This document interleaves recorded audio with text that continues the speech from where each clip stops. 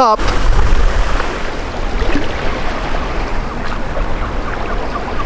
Perhaps I could have been luckier with the weather when filming penguins, but at least I can be thankful it isn't freezing cold anyway.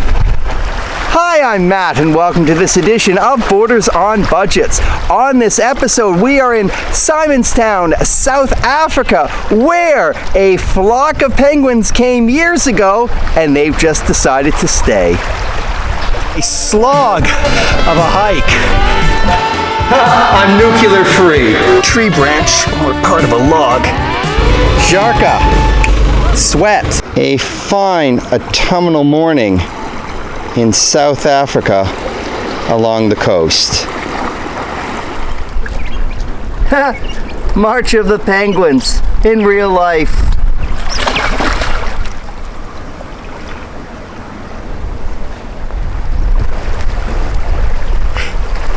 Shall I say it? Shall I say it?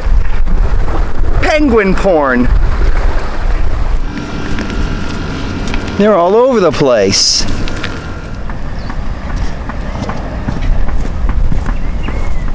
Crunchy kelp.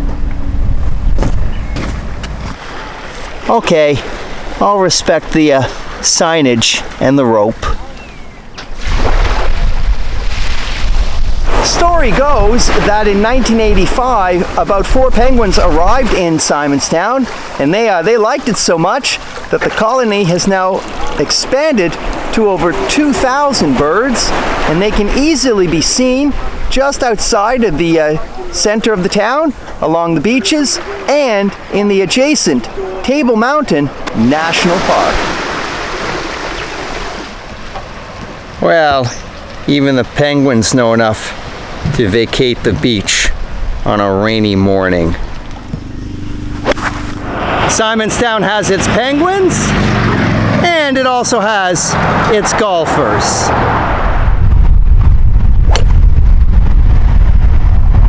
Simonstown Golf Club is the southernmost course in Africa. This is the 5th hole of the course as it follows the coastline of False Bay.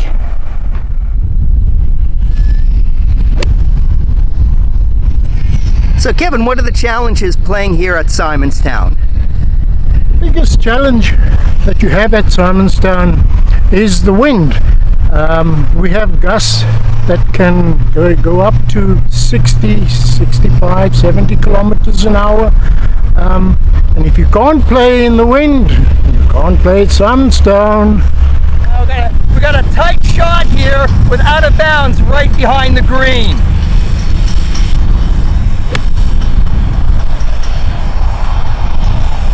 The golf course is executive in its style and is very economical at 250 Rand or about $15 for 18 holes. As you can see, this is what the wind does to the trees on our golf course. All right, let's see how true the greens are. Not bad.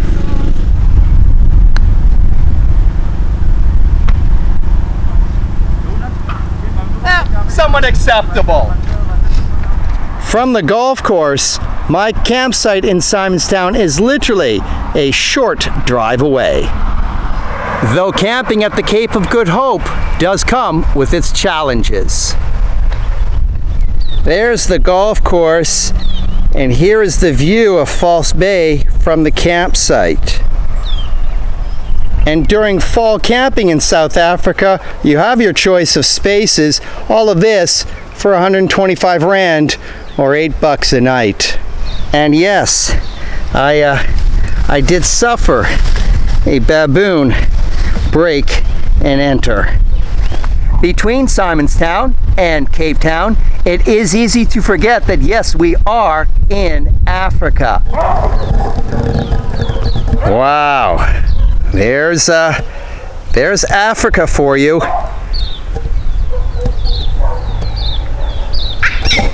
Baboons at the swimming pool of Froggy Pond Resort.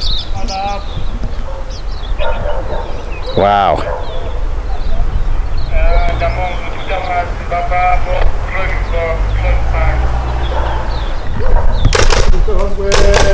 Let's head back into the village, and our first stop will be the extensive collection at the Warrior Toy Museum. At the Warrior Toy Museum and Toy Shop, there are approximately 4,000 to 5,000 pieces, many of which are toy cars.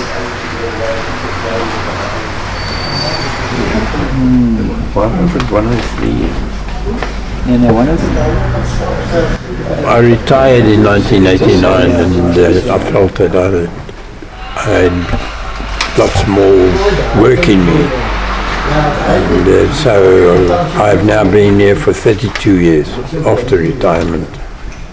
So I went in and it cost a minute amount of money, so I bought it.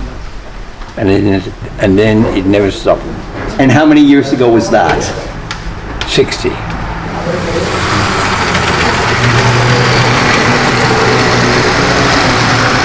Certainly an important piece in a South African toy collection are soldiers representing the Boer War, a conflict between the English and the Dutch in South Africa in the late 19th century. But they were made around about the early 50s. But these are the luxury models. For all of the opulence at the Warrior Toy Museum, the entrance is only 10 rand or less than $1. Simonstown is about an hour and a half south of Cape Town, and with some patience, by taking the commuter train and a shared taxi, that will get you to this village for about 30 to 40 rand, or say $2 American. Because Simonstown is located on False Bay and at the tip of Africa, where both the Atlantic and the Indian Oceans meet, naturally this village and the southern region of South Africa will have a naval presence. Let's stop by the South African Naval Museum and get a glimpse as to this country's history during warfare.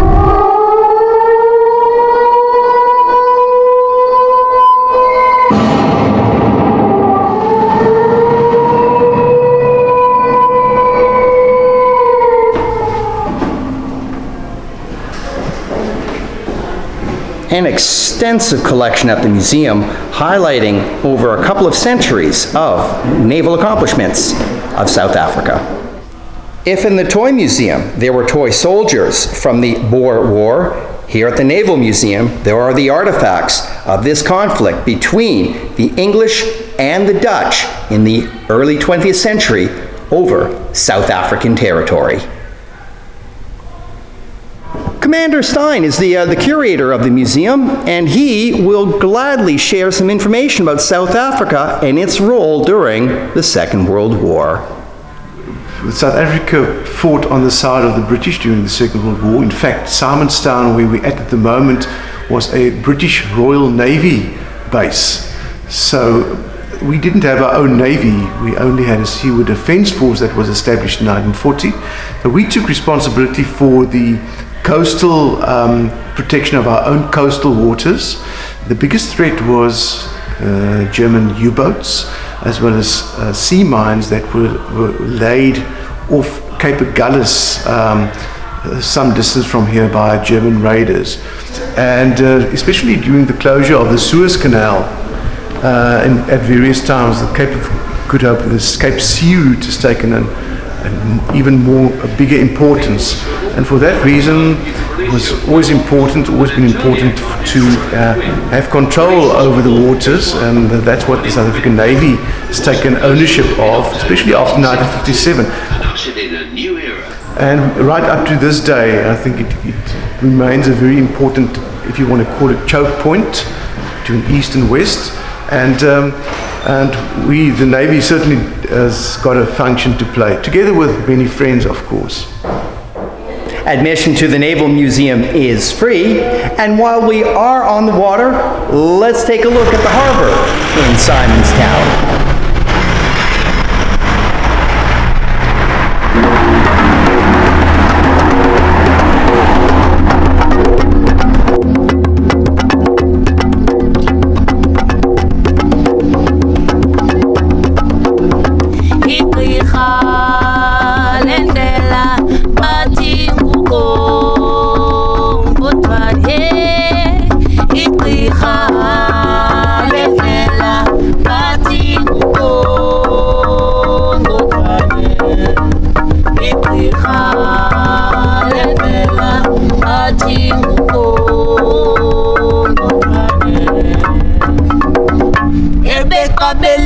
Taba bathi nguqongqothwane ebeqabele gqitha buqaqaqa nguqongqothwane. This is the red wood, all right, mainly found in Africa, here in Africa. And then this is the skin of a goat, and this is wood as well. So yeah, this is how it's made and done, and that's it. Thank you very much. Thank you.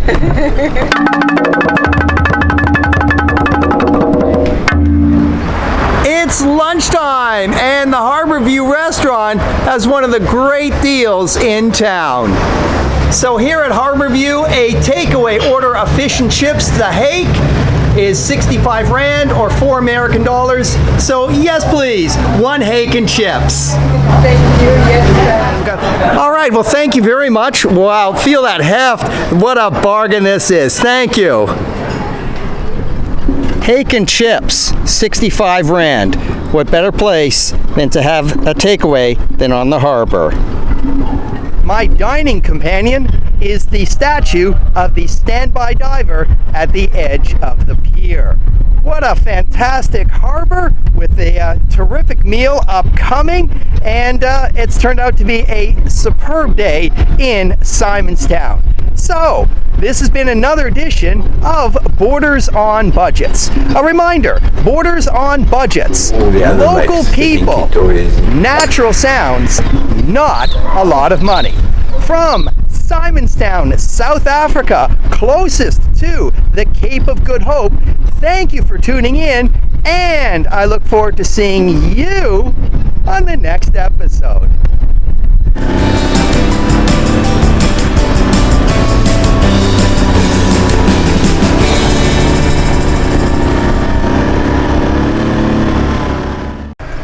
Penguins, penguin poo. Oops, I didn't realize how close I was. Oh, okay. Wow, nervous penguins. Okay, the boardwalk at Boulders Beach, part of the Table Mountain National Park, is closed for the evening, so a bit of a freebie. If you want to know what penguins smell like, it's almost like a fish market. Lots and lots of penguins. What more is there to say? Say, don't forget, Bob loves your support. Thumbs up if you like the video. Don't forget to share this with your friends, comment, and of course, subscriptions are always welcome.